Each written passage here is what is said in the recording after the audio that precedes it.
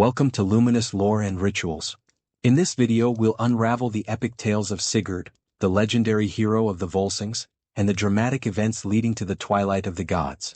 You'll witness Sigurd's fierce battles, his tragic love story with Brynhild, and the dark fate that awaits him. But what drives a hero to his doom? How does betrayal intertwine with destiny in these ancient myths? As we explore these questions, you'll discover the rich tapestry of Norse mythology that continues to captivate us today. Our unique storytelling combines soft-spoken narration with calming visuals and ambient sounds, creating the perfect atmosphere for relaxation and reflection. If you're seeking bedtime stories that soothe the soul and ignite your imagination, you're in the right place. Don't forget to like this video and subscribe for more enchanting tales and rituals that will guide you into a peaceful night's rest. Let's embark on this mythic journey together. Chapter 1. Sigurd's Youth. A northern kingdom in Midgard was ruled by a wise and good king named Alv. In his house he raised a foster son called Sigurd. Sigurd was fearless and strong. Once as a boy he caught a forest bear and drove it to the king's hall. His mother was Hiordis. Before Sigurd's birth, Alv and his father sailed across the sea and came upon the aftermath of a great battle. There were no living warriors, only heaps of slain. One figure stood out, a white-bearded old man, noble in bearing, with the arms of a king. Searching the forest for survivors, they found two women hidden in a dell. One was tall, with ruddy hair and steadfast blue eyes, dressed like a serving maid. The other wore rich queenly raiment, but she was small of stature and shy in manner. When Alv and his father drew near, the woman in royal dress spoke first. "Help us, lords, and protect us, and we will show you where a treasure is hidden." A great battle has been fought between the men of King Signy and the men of King Sigmund. King Signy's men have prevailed and gone from the field. King Sigmund is slain. We of his household hid his treasure, and we will show it to you. Alv's father asked, "The noble warrior who lies yonder, white-haired and white-bearded, was he King Sigmund?" "Yes, lord," answered the woman. "I am his queen." "We have heard of King Sigmund," said the old king. "His fame and the fame of his race, the Volsungs, are over the wide world." Alv said nothing, but his eyes lingered on the woman in the serving maid's garb. She knelt, wrapping two pieces of a broken sword in a beast skin. "You will surely protect us, good lords?" begged the woman in the queenly dress. "Yeah, wife of King Sigmund, we will protect you and your serving maid," said Alv's father. The women led the warriors to a wild place by the sea and showed where Sigmund's treasure lay among the rocks: cups of gold, mighty arm rings, jeweled collars. Alv and his father put the treasure on their ship, brought the women aboard and sailed away. This was before Sigurd was born. Alv's mother was keen-eyed, little escaped her notice. She observed that of the two women her son and husband had brought home, the one in the serving maid's dress had unflinching eyes and high beauty, while the one in queenly robes was timid and constrained. One night, while the women of the household sat spinning wool by torchlight, the queen mother spoke. To the woman in queenly dress she asked, "Thou art good at rising in the morning. How dost thou know in the dark hours when it is time to dawn?" "When I was young," the woman said, "I rose to milk the cows, and ever since I wake at the same hour." The queen mother thought to herself, "It is a strange country where royal maids milk the cows." Then she asked the woman in the serving maid's clothes, "How dost thou know in the dark hours when the dawn is coming?" "My father," the woman said, "gave me the ring of gold I wear, and always before it is time to rise I feel it grow cold on my finger." Again the queen mother puzzled, "It is a strange country where serving maids wear rings of gold." When the others had left, she spoke plainly to the two. To the woman dressed as a serving maid she said, "Thou art the queen." The woman in royal dress then confessed, "Thou art right, lady. She is the queen, and I cannot any longer pretend to be other than I am." The true queen spoke. "I am Hiordis, a king's daughter, the queen of King Sigmund who was slain. Because a king sought me, I changed clothes with my serving maid to baffle those who might carry me away. Know that I am Hiordis. Many suitors came to my father for my hand. Two I heard much of, King Signy and King Sigmund of the Volsung race. My father left the choice to me. King Sigmund was old but the most famous warrior in the world, and I chose him rather than King Signy. We were wed. King Signy still desired me and came against Sigmund with a great host. We hid our treasure by the sea, and my maid and I watched the battle from the forest's edge. With Gram, his wondrous sword, and his own great strength, Sigmund harried the enemy. But suddenly he was struck down. A stranger entered the fight when it seemed Sigmund's foes must give way. With his spear he struck at Sigmund's sword, and Gram was broken in two. Then Sigmund received his death wound.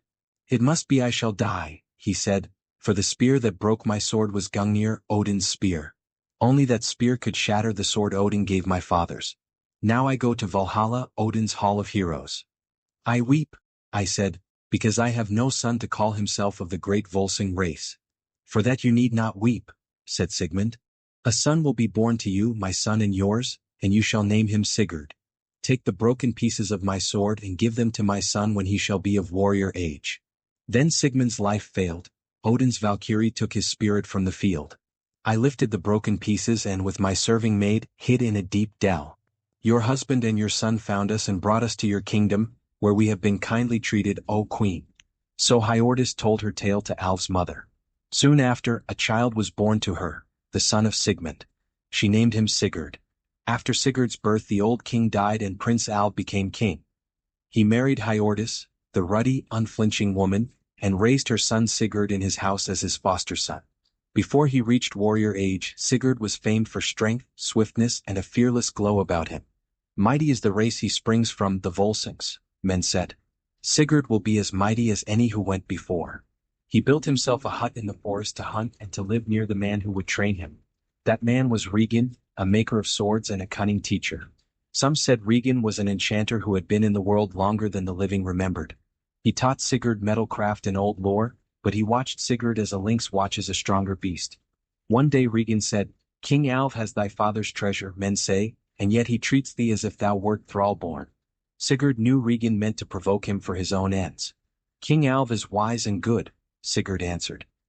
He would give me riches if I needed them. Thou goest about as a footboy, not as a king's son. Any day I wish I may have a horse to ride, said Sigurd. Regan turned away to the smithy. Angered, Sigurd flung down his irons and ran to the horse pastures by the great river. There grazed the king's best horses, gray, black, roan, and chestnut. Near them stood a stranger, ancient yet robust, in a strange blue cloak and leaning on a staff. Though young, Sigurd saw in him a loftiness beyond any king he had known.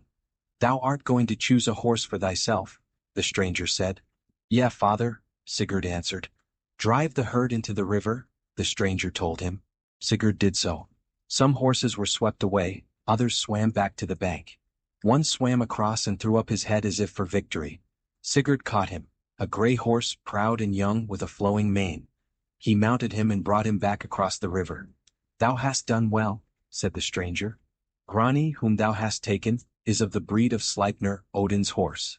And I am of the race of Odin's sons, cried Sigurd, eyes bright. My father was Sigmund, his father Volsung, his father Rerir, and his father Signy, son of Odin. The stranger, one-eyed and leaning on his staff, looked steadily. All thou hast named were as swords of Odin to send men to Valhalla, he said.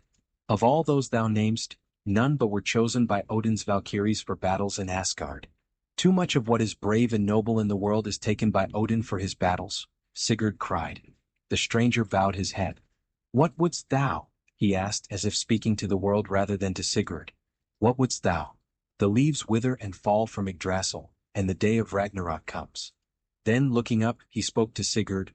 The time is near when thou mayst possess the pieces of thy father's sword. With that the man in the blue cloak climbed the hill and vanished from sight. Sigurd held back Grani for a moment, then let him gallop along the river, the horse as swift as the wind. Chapter 2, The Sword Gram and the Dragon Fafnir. Mounted on Grani, his proud horse, Sigurd rode to the hall and made himself known to King Alv and to Hiordis, his mother. Before the hall he shouted the Volsung name. King Alv, watching him, felt that this youth was a match for the strength of many men. Hiordis saw the blue flame in his eyes and thought his path through the world would be as swift and sure as an eagle's. After showing himself, Sigurd dismounted, stroked Grani, and told the horse he might go back to pasture with the herd. The proud steed breathed over him and bounded away. Sigurd then walked to the smithy in the forest where Regan worked.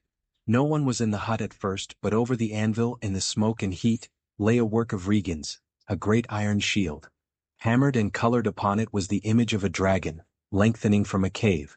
The sight filled Sigurd with hatred. The light and smoke of the forge made the dragon seem alive in its element of fire.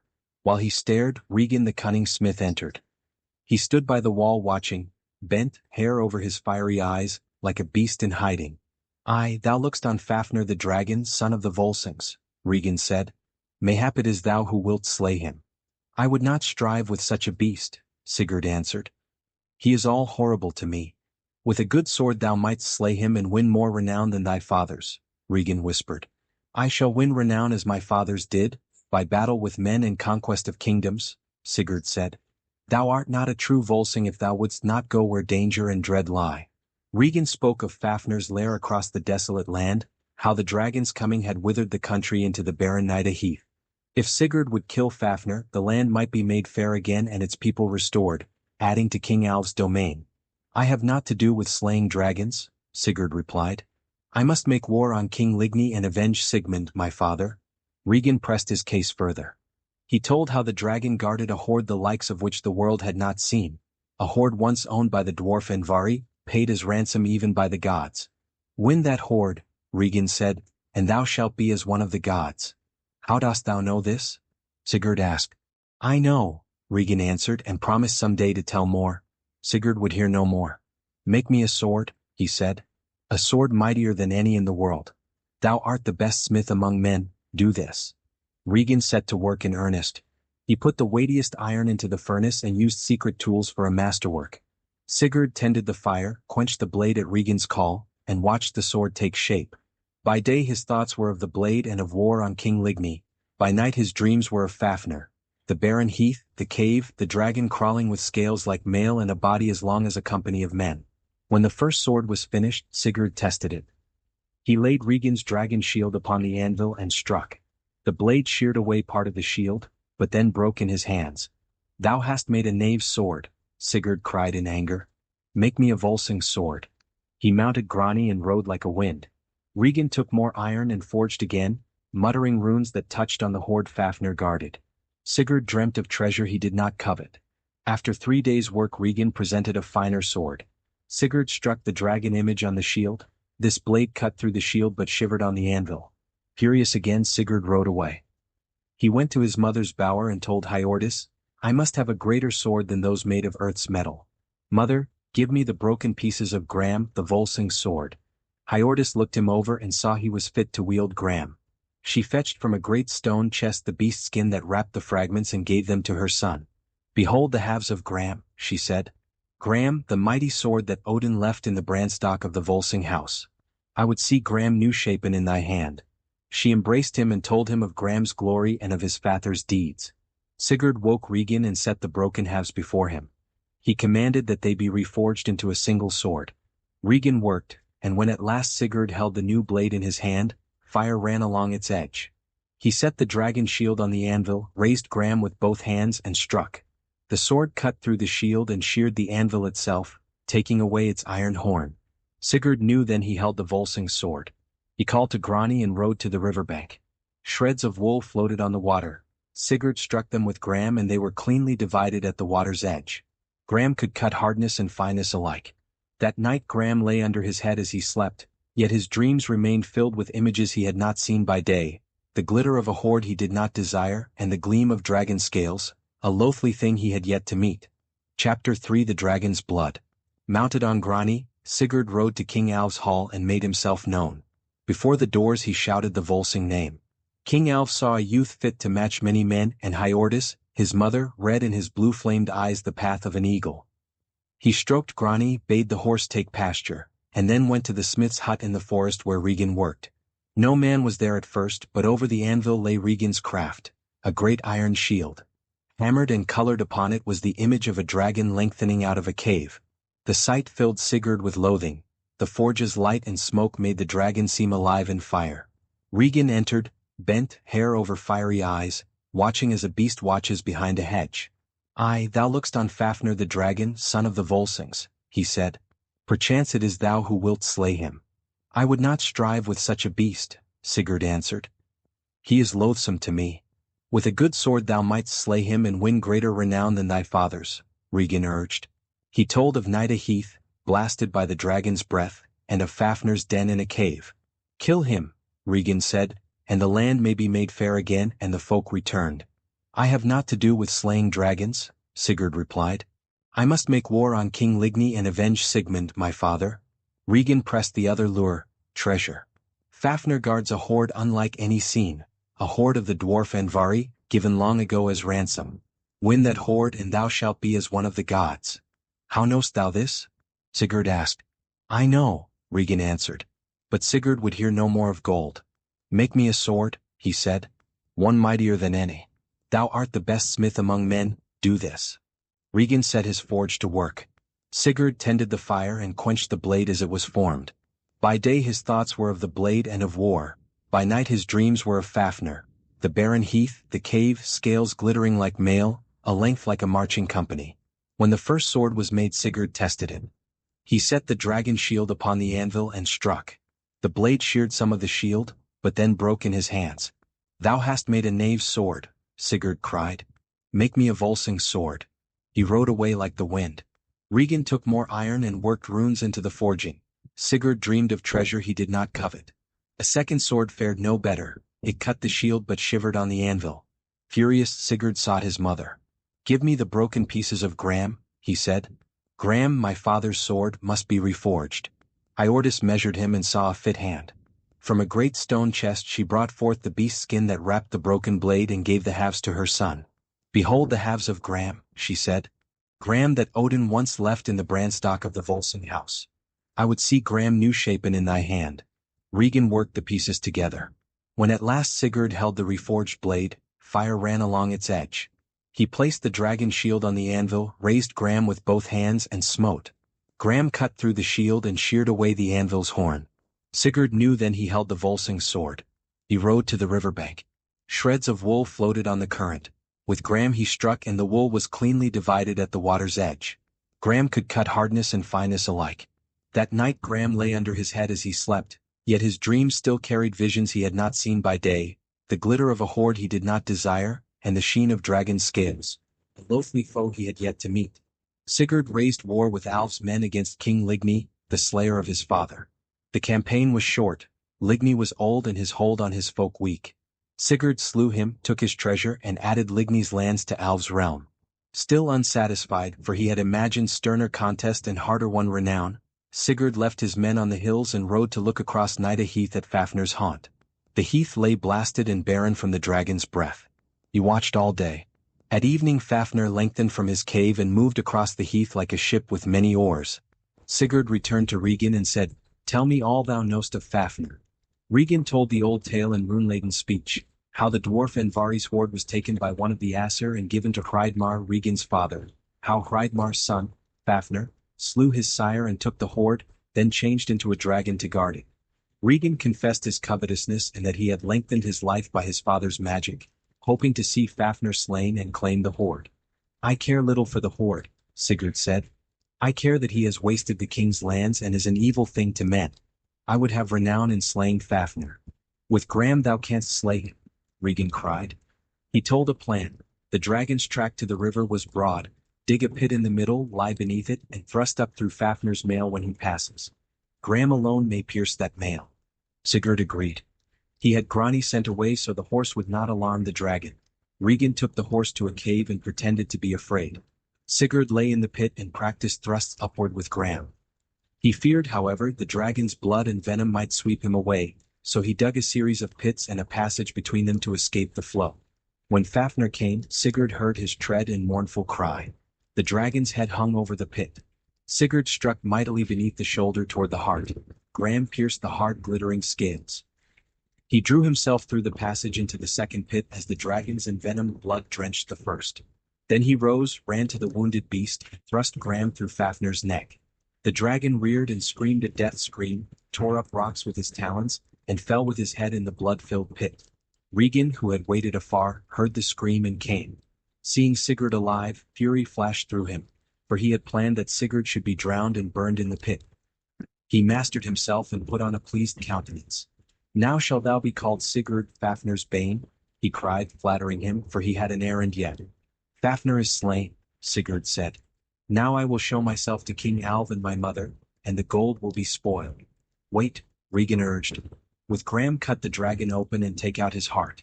Roast it. If I eat of it I shall grow wiser. Do this for me who taught thee to slay Fafnir. Sigurd obeyed. He cut out the heart and set it upon stakes to roast. Regan withdrew. The forest grew silent. As Sigurd tended the fire, a drop of the dragon's roasting blood fell on his hand and burned him. He put his hand to his mouth.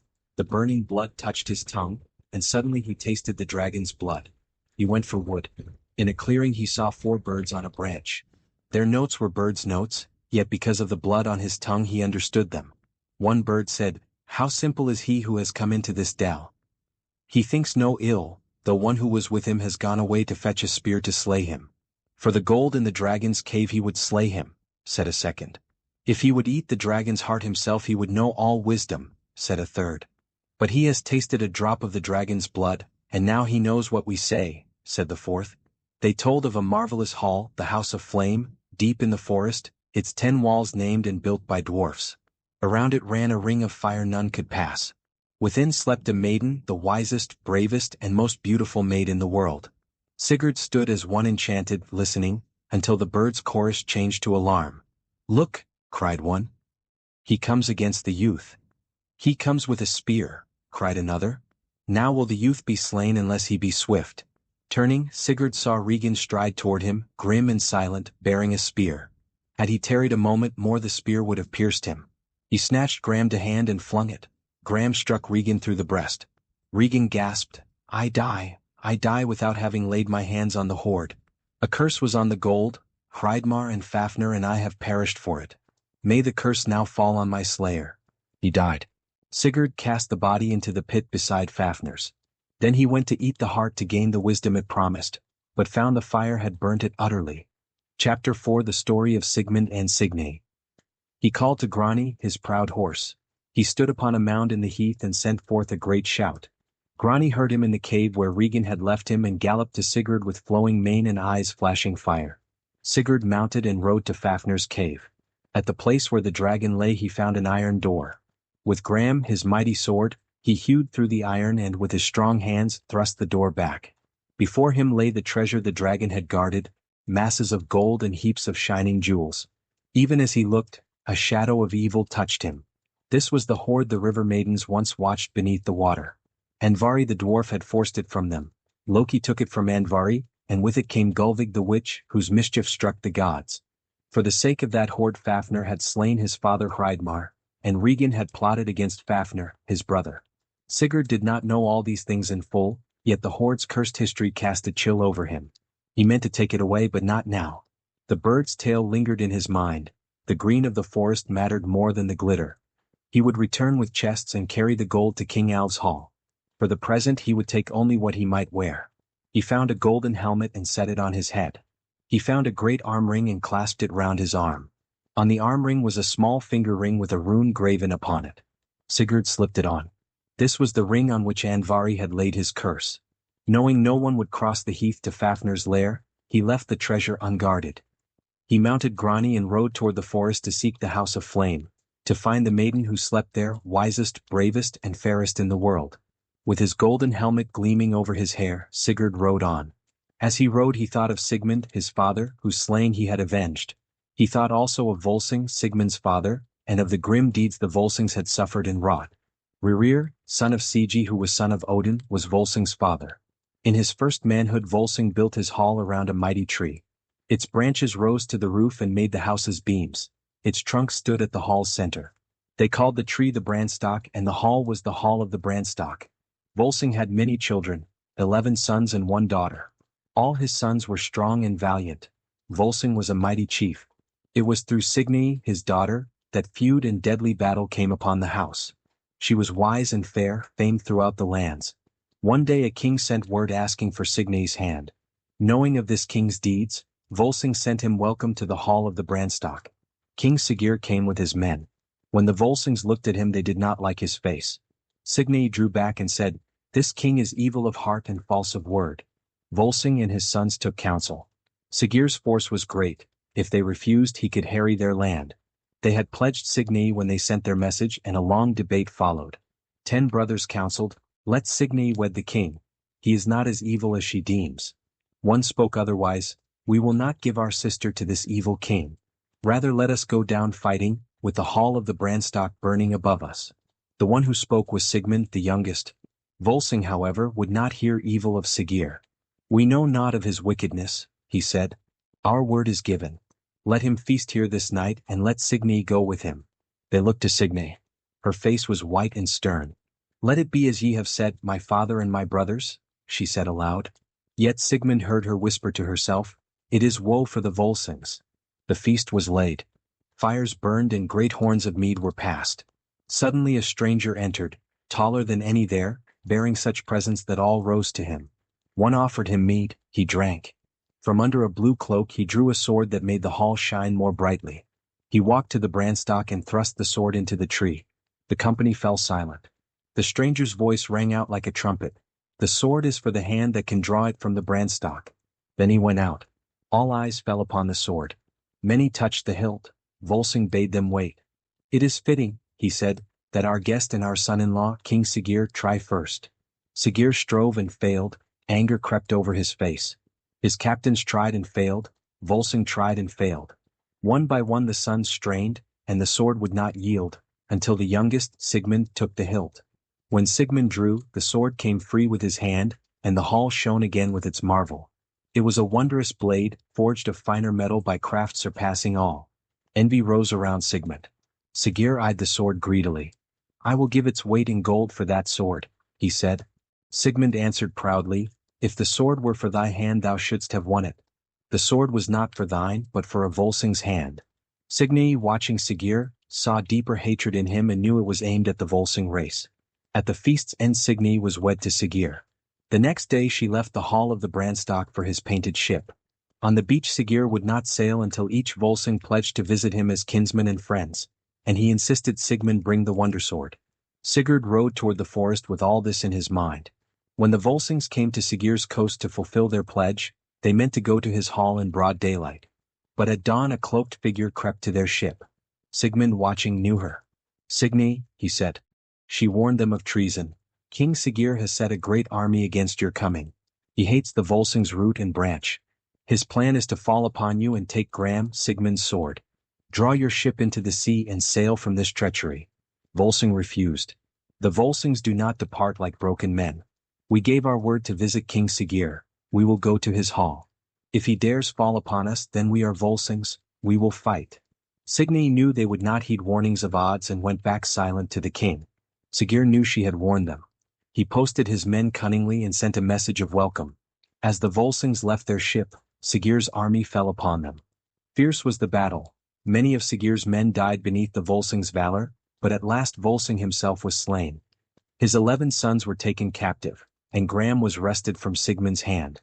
The 11 princes were brought before Sigurd in his hall. He laughed. "Ye are not in the hall of the Branstock now to dishonor me with scornful looks," he said. "A harder fate awaits you than pulling a sword from a tree trunk. Before sundown I will see you hewn to pieces." Signy rose then, white-faced and with wide eyes. "I pray not for longer life for my brothers," she said, "for I know my prayers would avail naught. But dost thou not heed the proverb, Sigurd, sweet to the eye as long as the eye can see?" Sigurd laughed his evil laugh. "Aye, my queen," he answered, "sweet to the eye so long as the eye may see their torments. They shall not die at once nor all together. I will let them see each other die." He ordered the 11 brothers taken into the forest, chained to great beams and left there. A watcher faithful to Signy came to her the next day. "What has befallen my brothers?" she asked. "A great wolf came and devoured the first of them," the watcher said. No tears came from Signy. The hardness about her heart grew harder. "Go again," she said. "The second has been devoured," the watcher told her. Still she wept not and grew harder. Day by day the watcher returned with the same doom, until only one brother remained, Sigmund, the youngest. "Not without device are we left at the end," Signy said. "Take a pot of honey to where he is chained and smear his face with it." The watcher did as she bade. When the great wolf came she found honey upon Sigmund's face and licked. Sigmund seized her tongue with strong teeth. She struggled, he would not release her. The beam broke. Sigmund tore the wolf's jaws apart and slew her. The watcher brought word to Signy. Fierce joy moved through her. "One of the Volsungs lives," she cried, "and vengeance will be wrought upon King Sigurd and his house." The watcher kept to the forest paths and marked where Sigmund built a hidden hut. Often he bore tokens from Signy to him. Sigmund took to the hunter's and outlaw's life but did not leave the woods, and King Sigurd knew not that one of the Volsungs lived so near him. Chapter 5. The Story of Sigmund and Sinfiotli. As Sigurd rode through the forest he thought about Sigmund, his father, his life and death, as his mother Hiordis had told him. Sigmund had lived long as a hunter and outlaw, never venturing far from the forest in King Sigurd's land. Often he received tokens from Signy, his sister. They were the last of the Volsungs, and both knew that King Sigurd and his house must perish for the treason he had done to their father and brothers. Sigmund expected Signy to send her sons to help him. One morning a boy of 10 appeared at his hut. Sigmund knew this was one of Signy's sons, sent to be trained as a warrior worthy of the Volsung name. Sigmund barely looked at the boy or spoke to him. As he took down his spear from the wall he said, "There is the meal bag, boy. Mix the meal and make the bread and we will eat when I come back." When Sigmund returned the bread was not made. The boy stood watching the meal bag, eyes wide. "You did not make the bread?" Sigmund asked. "No," said the boy. "I was afraid to go near the bag. Something stirred within it. You have the heart of a mouse to be frightened so. Go back to your mother and tell her that you are not fit to be a Volsung warrior." So spoke Sigmund and the boy left weeping. A year later another son of Signy came. As before, Sigmund hardly noticed the boy and barely spoke. "There is the meal bag," he said. "Mix the meal and make ready the bread before I come back." Again Sigmund returned to find the bread unmade, and the boy had shrunk away from the bag. "Did you not make the bread?" Sigmund asked. "No," said the boy. "Something stirred inside the bag and I was afraid. You have the heart of a mouse. Go back to your mother and tell her she has none to raise the making of a Volsung warrior in you." This boy also went away weeping. At that time Signy had no other sons. But in desperation one was born to her, a child born of a desperate thought. When he grew she sent him to Sigmund. "What did your mother say to you?" Sigmund asked when the boy appeared at the hut. "Nothing. She sewed my gloves to my hands and bade me pull them off." "And did you?" "Yes, and the skin came with them." "Did you weep?" "A Volsung does not weep for such a thing." Sigmund studied the boy long. He was tall, fair, broad-limbed, and his eyes showed no fear. "What would you have me do?" Sigmund asked. "There is the meal bag," Sigmund said. "Mix the meal and make the bread before I return." When he came back the bread was baking on the coals. "What did you do with the meal?" Sigmund asked. "I mixed it. Something was in the meal, a serpent I think, but I kneaded it with the meal and now the serpent bakes on the coals." Sigmund laughed and threw his arms around the boy. "You shall not eat of that bread," he said. "You have kneaded a venomous serpent into it." The boy's name was Sinfiotli. Sigmund trained him in hunting and outlaw ways. Together they ranged far, taking vengeance on King Sigurd's men. Sinfiotli was fierce but never spoke a false word. One day hunting in the forest they came upon a strange house. Inside they found 2 men sleeping deeply, their arms heavy with gold rings. Sigmund knew these were sons of kings. Near them lay wolfskins as if cast off. Sigmund realized these men were shape-changers, men who could become wolves as they roamed the woods. Sigmund and Sinfiotli put on the discarded wolfskins. Instantly they changed shape and became wolves. As wolves they roamed the forest, sometimes shifting back to men. As wolves they fell upon King Sigurd's men, killing more and more. One day Sigmund said to Sinfiotli, "You are still young and I would not have you be too rash. If you meet 7 men, fight them. But if you come on a company greater than 7, raise your voice in a wolf's cry and call me." Sinfiotli promised. One day while in wolf form, Sigmund heard a struggle. He listened for Sinfiotli's call but it never came. Moving toward the noise, Sigmund passed 11 slain men. Then he found Sinfiotli lying in the thicket, still in wolf form, panting from battle. "You fought 11 men. Why did you not call me?" Sigmund asked. "Why call you? I am no weakling, I can fight 11 men." Sigmund was angered by this. Looking at Sinfiotli, the wolf's wild nature overtook him. Without warning, Sigmund sprang and bit Sinfiotli's throat. Sinfiotli lay gasping in death's grip. Sigmund howled in anguish, knowing the deadly power of his teeth. Then, as he licked Sinfiotli's face, Sigmund saw 2 weasels meet and begin to fight. One caught the other by the throat, biting him fiercely as if to kill. But then the victor ran and found leaves of a certain herb. He placed the leaves on the wounded weasel, and the herb healed the wound. The bitten weasel rose swiftly, whole again. Sigmund searched for that herb. As he looked, a raven flew by with a leaf in her beak. She dropped it as Sigmund approached, and the leaf was the very same as the weasel's. Sigmund took it and laid it on Sinfiotli's wound. The wound healed and Sinfiotli was well once more. They returned to their forest hut. The next day they burnt the wolfskins and prayed to the gods that they might never be cursed again with the wolf's wild nature. From then on, Sigmund and Sinfiotli never changed shapes again. Chapter 6. The Story of the Vengeance of the Volsungs and the Death of Sinfiotli. Sinfiotli had now grown to full strength, and the time had come to take vengeance on King Sigurd for killing Volsung and for the terrible doom he had set upon Volsung's 10 sons. Sigmund and Sinfiotli armed themselves with helmets and swords and went to King Sigurd's hall. They hid behind casks of ale near the entrance, waiting for the king's men-at-arms to leave so they could strike against King Sigurd and his attendants. Inside the hall, the younger children of King Sigurd were playing, and one of them let fall a ball that rolled behind the ale casks. The child looked after it and saw 2 men crouching, swords in hand, wearing helmets. The child told a servant, who informed the king. King Sigurd rose, gathered his men and sent them after the hidden intruders. Sigmund and Sinfiotli leapt up and fought fiercely but were captured. They could not be killed immediately, for it was against the law to slay captives after sunset. Still, Sigurd would not keep them above ground. He ordered them to be put into a pit and buried alive beneath a mound. A great flagstone was placed to divide the pit in 2, so Sigmund and Sinfiotli could hear each other struggle but could not help one another. All was done according to the king's command.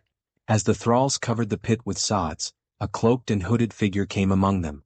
She dropped something wrapped in straw into the side where Sinfiotli lay. When the sky was shut out by the turf and soil, Sinfiotli shouted to Sigmund, "I shall not die, for the queen has thrown down to me meat wrapped in straw." A while later, Sinfiotli called again. The queen left a sword in the meat she flung down. "It is a mighty sword. I almost think it is Gram, the sword you told me of." "If it is Gram," said Sigmund, "it can cut through this flagstone. Thrust the blade against the stone and try." Sinfiotli did, and the blade went through the stone. Together, on either side, they took the sword and cut the great stone in 2. Then, working side by side, they moved the turf and soil and emerged under the open sky. Before them stood King Sigurd's hall. They gathered dry wood and set it on fire, making the hall blaze. King Sigurd came to the door and shouted, "Who has fired the king's house?" Sigmund answered, "I, Sigmund, son of Volsung, so that you may pay for the treason against the Volsungs." Seeing Sigmund with Gram, the great sword, in his hands, Sigurd went back inside. Then Signy appeared, her white face stern, and Sigmund called to her, "Come forth, come forth." Sigmund calls, "Come out of Sigurd's burning house, and together we will return to the hall of the Brandstock." But Signy said, "All is finished now. Vengeance has been wrought. I have no more reason to live. The Volsung race lives on in you, my brother, and that is my joy.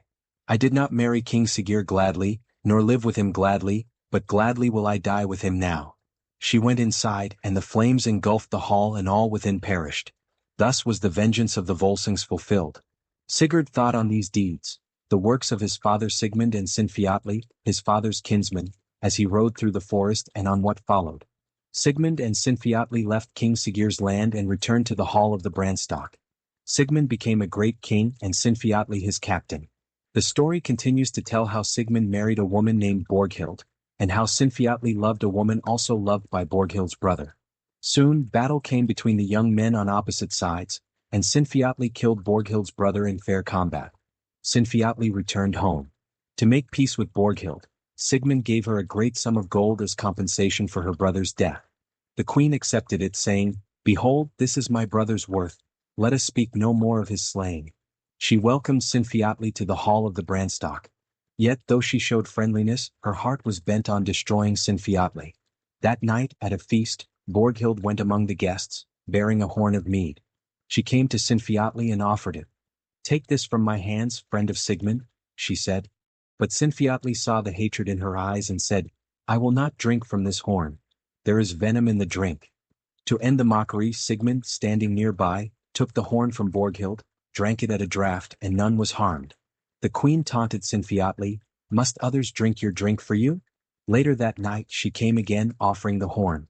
Sinfiotli saw her hatred and said once more, "There is venom in the drink, and I will not take it." Again Sigmund drank, and again the queen mocked him. A third time she came before offering the horn and said, "This is the one who fears to drink like a man. What kind of Volsung heart has he?" Sinfiotli saw the hatred but would not take the mead. Sigmund, growing weary, said to him, "Pour the drink through your beard." Sinfiotli thought Sigmund meant to pretend to drink and let it run down the floor, causing no quarrel with the queen. But Sigmund meant exactly that. Not understanding, Sinfiotli took the horn, raised it to his lips, and drank. The venom struck his heart, and he fell dead in the hall of the Brandstock. Grieved beyond measure, Sigmund would not let anyone touch Sinfiotli's body. He carried him out of the hall through the woods to the seashore. There he found a boat drawn up with a man inside. Approaching, Sigmund saw the man was old and strangely tall. "I will take your burden from you," said the man. Sigmund laid Sinfiotli's body in the boat, thinking to follow. But as soon as the body was aboard, the boat left the shore without sail or oars.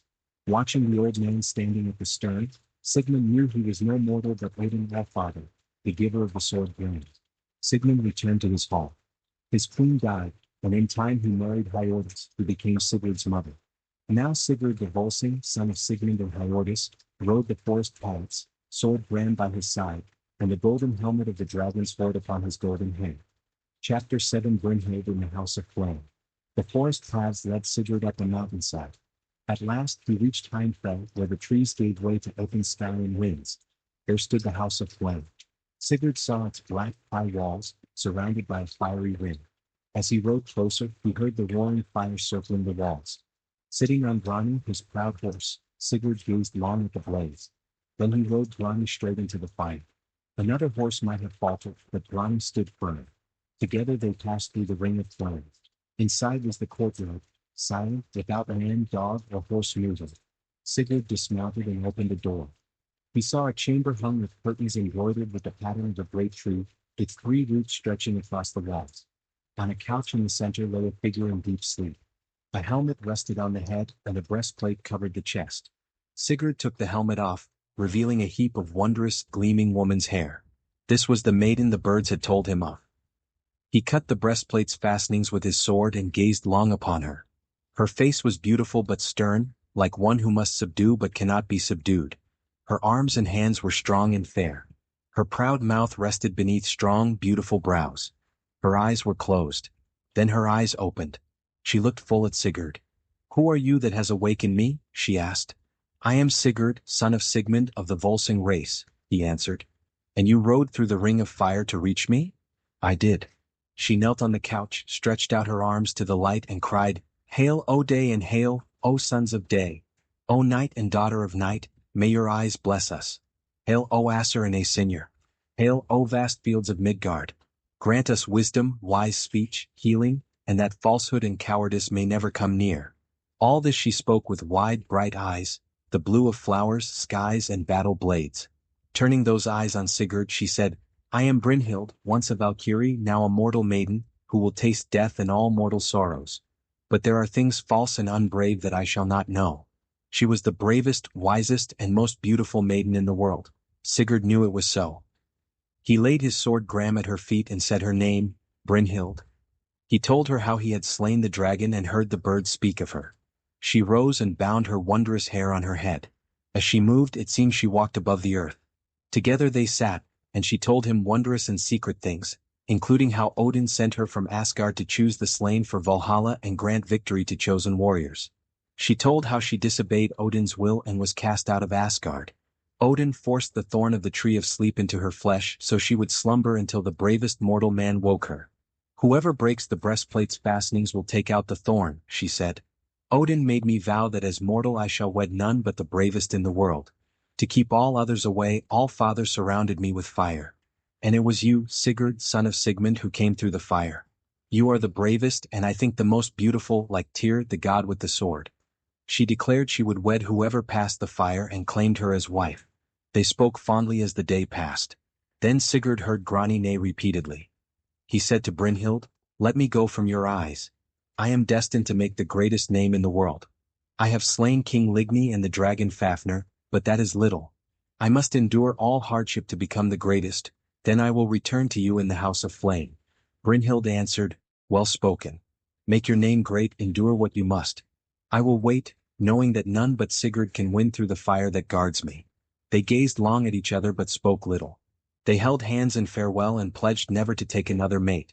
As a token, Sigurd took the ring from his finger, the famed Andvari's ring, and placed it on Brynhild's. Chapter 8 Sigurd at the House of the Nibelungs. Sigurd left Heimfell and entered a kingdom ruled by the people called the Nibelungs, as his own people were called the Volsungs. The king of that land was named Juki. King Juki, his queen, and their sons warmly welcomed Sigurd when he arrived at their home. Sigurd looked every bit a man destined to win the title of the world's greatest hero. He fought alongside the king's sons, Gunnar and Hogni, and the three won great fame, but Sigurd's name shone brightest of all. Upon returning from war, the hall of the Nibelungs filled with rejoicing. Sigurd's heart grew full of friendship for the Nibelung people. He loved the king's sons, Gunnar and Hogni, and swore brotherhood with them. From then on they were as true brothers. King Juki also had a stepson, Guttorm, who was not included in their oath. Sigurd spent a winter in the hall of the Nibelungs. His heart ached for Brynhild and he longed to ride to her at the House of Flame and bring her with him to the kingdom Juki offered. But he delayed, for he had sworn to aid his brothers yet more.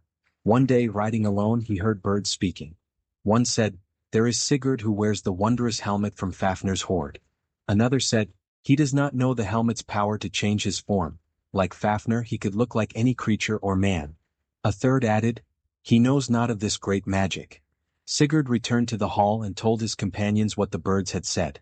He showed them the wondrous helmet and told how he had slain Fafnir the dragon and taken the mighty hoard. His sworn brothers rejoiced in his gifts. Yet more precious than gold or helmet was the memory of Brynhild he carried in his heart, though he spoke no word of her. The queen, Grimhild, mother of Gunnar, Hogni and Guttorm, was wise and recognized Sigurd as the greatest warrior in the world. She wished to bind him to the Nibelungs not only by oaths but by marriage. Seeing his golden helmet and great arm ring, she resolved that Sigurd should wed her daughter Gudrun, though neither Sigurd nor Gudrun knew of this plan. Grimhild watched Sigurd closely and saw his memory of Brynhild held him back from seeing Gudrun's beauty. Skilled in spells and potions and descended from Borghild's line, the same as the brew that ended Sinfiotli's life, she crafted a potion to erase Sigurd's memories. One night during a feast, Grimhild gave the potion to Gudrun, who passed it to Sigurd. He drank, then sat still among the guests like a man in a dream. For a day and night he was silent and lost. When riding with Gunnar and Hogni they asked, "What have you lost, brother?" But Sigurd could not answer. What he had lost was all memory of Brynhild, the Valkyrie in the House of Flame. Now when he saw Gudrun it was as if for the first time. Her hair was soft and flowing, her hands gentle, her eyes like wood flowers. She moved and spoke with a noble grace worthy of a princess. From the moment she first saw Sigurd riding Grani, his proud horse, with golden helmet crowning his hair, Gudrun had loved him. In spring when wild swans nested at the lake, Gudrun went to watch. Sigurd rode by the pines and saw her.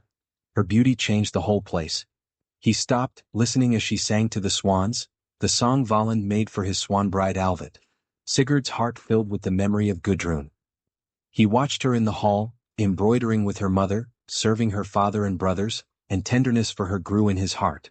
One day Sigurd asked Gunnar and Hogni for Gudrun's hand. They rejoiced as if fortune had crowned them.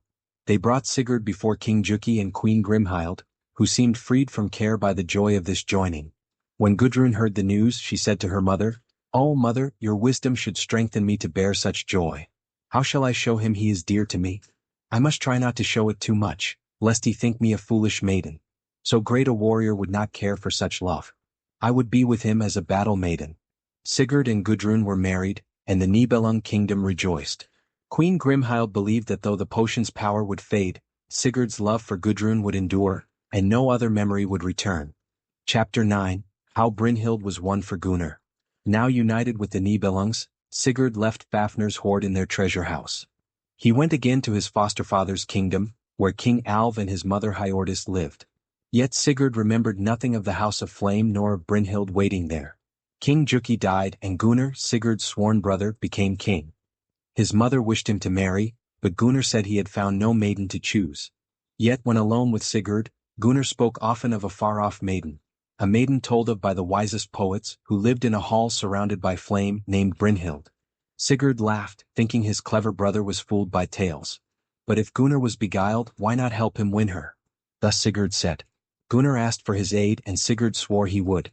Together with Hogni, they rode toward Hindfell and soon saw the black walls surrounded by roaring fire. Gunnar rode to the fire on his horse Godi, but the horse would not go through. Believing he might succeed mounted on Sigurd's horse, Grani, Gunnar tried again. But Grani, sensing fear in his rider, reared and refused to pass the fire. The three men were troubled. At last Hogni the Wise said, Sigurd could use his helmet's magic to change shapes with Gunnar, and then ride through the flame as Gunnar. Sigurd saw the pleading in his brother's eyes and agreed. By magic he changed shapes with Gunnar. Mounted on Grani and fearless, He rode through the wall of flame into the house of flame. Inside the hall he saw a woman with a bow shooting at a mark. She turned swiftly and he saw her face, beautiful, stern, with shining coils of hair and eyes like stars in an uncharted sea. The arrow in her hand seemed aimed at him. Yet it was not so. Brynhild threw down the bow and approached, walking as if above the earth. Looking at him, she cried, "Who are you who has come to me through the blazing wall?" "Gunnar, son of Juki of the Nibelung race," Sigurd answered. "Are you the bravest in the world?" she asked. "I have ridden through the fire to come to you," he said. "Whoever crosses that fire may claim me," Brynhild said. "It is written in the runes. Yet I thought only one would come." "Oh, I would wrestle with you with warrior weapons," she cried, grasping him and striving to throw him. They wrestled, matched in strength. At last, Sigurd caught her hand and bent back her finger, drawing off the ring he had given her, Andvari's ring. At that, Brynhild sank weakly to her knees. Sigurd lifted her in his arms, laid her across Grani, mounted behind her, and rode back through the ring of fire. Hogni and Gunnar waited, Gunnar wearing Sigurd's shape. Brynhild did not look upon them but hid her face. Sigurd resumed his own form and rode before them to the hall of the Nibelungs. Inside he found Gudrun playing with Sigmund, his young son. Sitting beside her, he told how, for brotherhood's sake, he had won Brynhild, how he had wrestled and overcome her, removing the ring he now wore. Even as he spoke, the potion's fog lifted from his mind. He remembered the house of flame and riding through the fire in his own form. Yet once more, as when he first drank the potion, he seemed lost in thought, watching his child and his wife as though in a dream. That day Gunnar and Hogni returned with Brynhild as Gunnar's bride. Gudrun rose to welcome her new sister-in-law. Sigurd looked at Brynhild and suddenly remembered everything. A heavy sigh burst from his heart, breaking the mail across his breast. Chapter 10 The Death of Sigurd. One day Brynhild, now Gunnar's queen, bathed with Sigurd's wife, Gudrun. They were seldom together, and Brynhild often treated Gudrun with haughty disdain. As they bathed, Gudrun shook out her hair, sprinkling drops upon Brynhild. Angry, Brynhild moved away up the stream and Gudrun followed, unaware of her anger. "Why do you go so far up the river, Brynhild?" Gudrun asked. "So that you won't shake your hair over me," Brynhild replied. Gudrun paused. "Why speak so to me, sister?" She remembered how from the start Brynhild had been harsh with her, without known cause. It was because Brynhild had loved Sigurd, the one who first rode through the fire and woke her by breaking the breastplate and removing the thorn of the tree of sleep. But Sigurd, she thought, had forgotten her, giving his love to another maiden. Wide with pride, Brynhild was filled with fierce anger. "Why speak so to me, Brynhild?" Gudrun repeated. "It would be ill if drops from your hair fell on one so much above you, King Gunnar's wife," Brynhild said. "You are married to a king but not one braver than my lord," Gudrun replied. "Gunnar is braver. Why compare Sigurd to him?" Brynhild demanded. "He slew the dragon Fafnir and took his hoard," said Gudrun. "Gunnar rode the ring of fire. Perhaps you will say Sigurd did too," Brynhild taunted. "Indeed," said an angry Gudrun. "Sigurd rode it in Gunnar's shape and took the ring from your finger. Look, it is now mine." Gudrun held out her hand with Andvari's ring. Brynhild realized then the truth. Sigurd had passed through the fire twice, had wrestled her, taken the ring and won her for another, mocking her with his deeds. Falsely had she been won. She, one of Odin's Valkyries, had been wed to one who was not the bravest, and deceit had come to her. Silent now, her pride turned to hatred of Sigurd. She went to Gunnar and told him she was deeply ashamed and could never find joy in his hall again. She vowed never to drink wine or embroider with gold there, nor speak kind words. She tore apart the web she was weaving and wept aloud, startling all with the proud queen's cries. Sigurd came to her and offered Fafnir's hoard in atonement, pleading forgiveness for forgetting her. But she answered, "Too late you come, Sigurd. Now all I have is great anger." She told Gunnar she would forgive and love him if he killed Sigurd, but Gunnar refused, bound by brotherhood. She asked Hogni to slay Sigurd, promising the hoard if he did. But Hogni also refused, sworn brother as well. There remained Guttorm, Gunnar's half-brother, who was not bound by oath. Brynhild found Guttorm weak-minded and convinced him to kill Sigurd.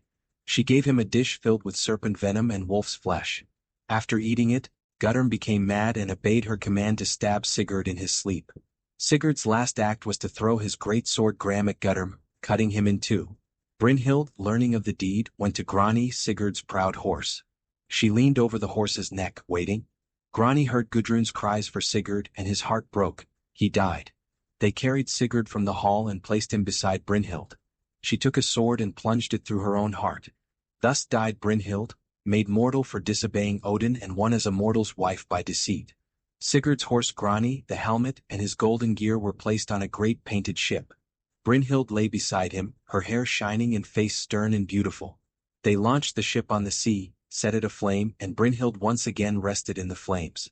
Sigurd and Brynhild thus journeyed together to join Baldur and Nanna in Hel's realm.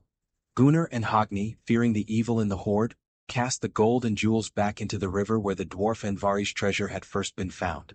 The hoard sank forever beneath the waves, returning to the river maidens. But not for long. The coming Fimbul winter and Ragnarok, the twilight of the gods, were near at hand. Chapter 11. The Twilight of the Gods. Snow fell on all the world's quarters. Icy winds blew from everywhere. The sun and moon hid behind storms. It was the Fimbul winter. No spring came, no summer followed, no autumn brought fruit, and winter pressed on and on. The Fimbul winter lasted 3 years. The first was the winter of winds, when storms roared, snows fell hard, and frost gripped the land. Men struggled to survive the dreadful cold. The second was the winter of the sword. Survivors fought over scraps of food. Brother fought brother. Mighty battles raged across the world. The third was the winter of the wolf. An ancient witch in the ironwood fed the wolf Managarm on unburied corpses and battle dead. The wolf grew fierce, destined to devour Mani, the moon. The champions in Valhalla saw their seats stained with blood. Managarm spat, a sign the final battle was near. A cock crowed deep underground, near Hel's realm, the rusty red cock of Hel. His crow stirred the lower worlds. In Jotunheim, Filer, the crimson cock crowed, rousing the giants. High above in Asgard, the golden cock Gullincamber crowed, waking the champions in Valhalla. A dog barked deep in the earth, Garm, the bloody-jawed hound, barking in Knipa's cave. The dwarfs groaned before their stone doors. The world tree Yggdrasil groaned in all its branches as the giants moved their ship, and Muspelheim's hosts gathered their horses. Jotunheim, Muspelheim, and Hel waited anxiously. Would Fenrir the wolf break free? Without him loosed, the gods could not be destroyed. Then the rock was torn asunder, Fenrir burst his bonds. Garm barked again. The riders of Muspelheim galloped. Loki laughed. Heimdall blew his horn. Valhalla's 540 doors opened as 800 champions readied themselves. Odin took counsel with Mimir's severed head, drawn from the well of wisdom. By runes, the head spoke, telling Odin the best place to meet the enemy was on Vigard Plain and to fight so fiercely that evil would be destroyed, even if the world itself ended. The riders of Muspelheim reached Bifrost, the Rainbow Bridge, but it broke under their weight and they could not reach Asgard. Jormungand, the world-encircling serpent, rose from the sea and flooded the lands. The river carried Naglfar, the long-built ship of nails, and Hel's ship. Hreimr the giant steered Naglfar against the gods, while Loki captained Hel's ship, with the wolf Fenrir aboard, to the last battle. Since Bifrost was broken, gods and champions entered Vigard by crossing the waters of Thund. Odin led his champions, golden-helmeted, spear Gungnir in hand. Thor and Tyr rode beside him. In Mirkwood, the dark forest, the Vanir faced Muspelheim's host. From the broken Rainbow Bridge riders came, flames before and behind them. Njord and his giant wife Skadi stood fierce in armor. Freya and Frey with his battle-maiden Gerda fought fiercely. Surtur's fiery sword blazed brighter than any other except Frey's magic sword. Frey and Surtur clashed. Both perished, but Frey would have survived had he wielded his sword. Garm barked for the third time, wild and fierce as he broke loose, rushing to the gods' battle line. The eagle Hresvelgr screamed from heaven's edge. Skies split and Yggdrasil shook. The ships of giants and Hel arrived, followed by Muspelheim's riders, and Jormungand rose from the sea. Odin told his army, "We will give our lives and let the world be destroyed, but we shall fight so evil will not survive us." From Hel's ship came Fenrir the wolf, jaws wide from earth to sky. Odin fought him alone, for Thor faced Jormungand. Odin fell to Fenrir. Younger gods pressed forward. Vidar, the silent god, met the wolf, pressed his leather sandal-clad foot on Fenrir's lower jaw, grasped the upper jaw and tore out the wolf's throat. Thus Fenrir died. Jormungand tried to poison the world with venom, but Thor struck him down with his hammer Mjolnir. Thor stepped back 9 paces but was poisoned, blinded, and choked. Thor, the world's defender, died. Loki and Heimdall fought, each slew the other. Tyr, who had sacrificed his sword hand to bind Fenrir, fought bravely but was killed by Garm. Muspelheim riders descended amidst flames. Surtur's fire burned Yggdrasil and the world tree was consumed. But the fire also destroyed Surtur and his host.